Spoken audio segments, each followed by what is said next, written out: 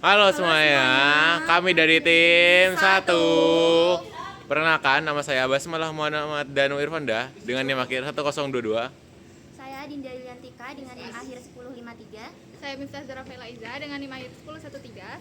Saya Claudia Nur Hidayah dengan NIM akhir 1017. Saya Dina Fanda Tanawe dengan NIM akhir 54. Oh ya, aku ketinggalan. Saya Muhammad Samsi Tuhan, NIM akhir 1061.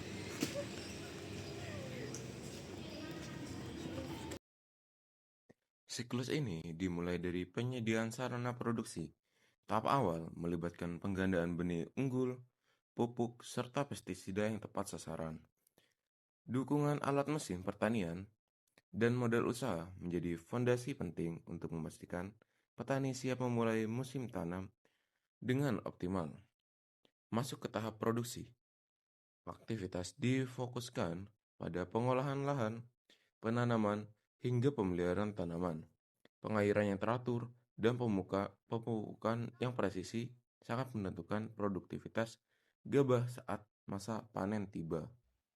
Panen padi merupakan salah satu tahap penting dalam kegiatan budidaya padi, yaitu proses mengambil hasil tanaman yang telah mencapai tingkat kematangan. Padi biasanya siap dipanen ketika bulir sudah berwarna kuning dan sebagian besar malai sudah mengering, yang menandakan bahwa hasil sudah optimal untuk dipanen. Waktu panen yang tepat sangat berpengaruh terhadap kualitas dan jumlah hasil yang diperoleh. Proses panen dapat dilakukan dengan dua cara, yaitu secara manual menggunakan sabit atau secara mekanis menggunakan mesin pemanen. Tergantung pada luas lahan dan ketersediaan alat. Setelah dipanen, padi kemudian dikumpulkan dan diangkut untuk masuk ke tahap pasca panen, seperti perontokan, pengeringan, dan penyimpanan. Setelah masa panen tiba, dimulailah tahap krusial yang biasa disebut proses pasca panen. Setelah padi dipanen, butiran gabah harus dipisahkan dari batangnya melalui proses perontokan. Setelah rontok, gabah biasanya masih punya kadar air yang tinggi, sehingga gabah harus dijemur di bawah terik matahari atau menggunakan mesin dryer supaya kadar airnya turun mencapai standar ideal, yaitu sekitar 14%. Setelah kering dan bersih, barulah masuk ke tahap penggilingan dan tahap sortasi.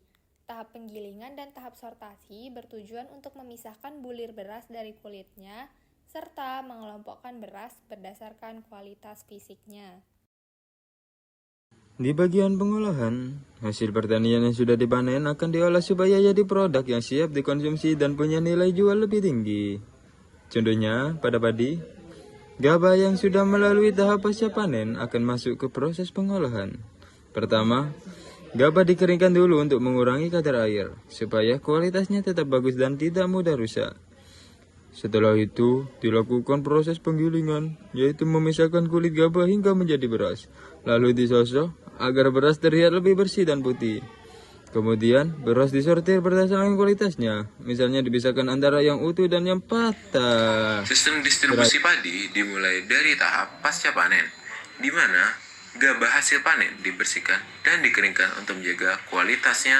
Setelah itu, gabah diangkut menuju pabrik penggilingan untuk proses menjadi beras, disosor, dan dikemas secara profesional. Beras yang sudah siap kemudian dikirim ke gudang distribusi utama sebagai pusat kendali stok.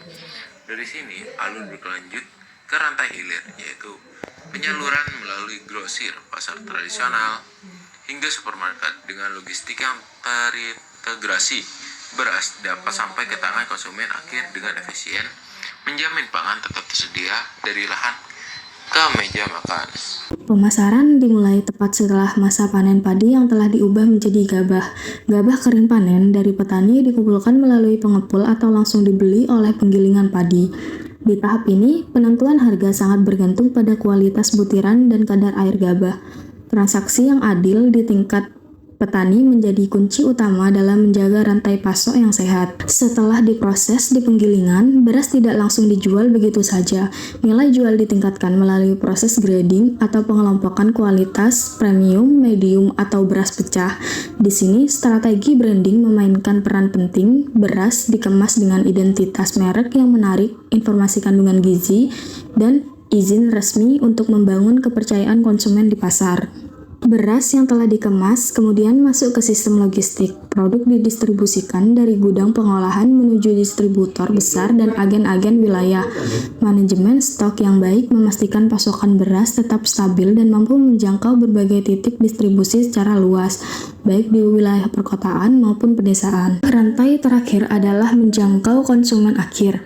Melalui kemitraan dengan pasar tradisional, toko kelontong, hingga jaringan retail modern dan e-commerce, beras dipasarkan secara masif. Strategi pemasaran yang efektif memastikan bahwa beras berkualitas ini selalu tersedia di rak-rak toko, siap memenuhi kebutuhan pokok masyarakat setiap harinya.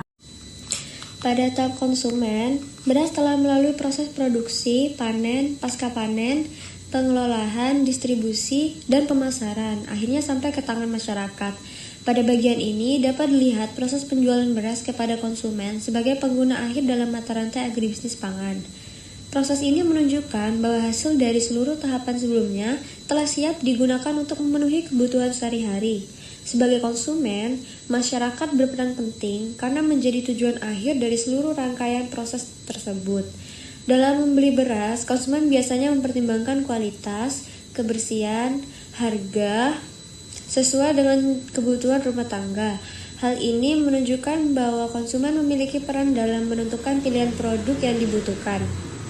Dengan demikian, tahap konsumen menjadi bagian akhir yang sangat penting dalam mata rantai agribisnis pangan. Seluruh proses sebelumnya pada akhirnya bertujuan untuk memenuhi kebutuhan pangan masyarakat.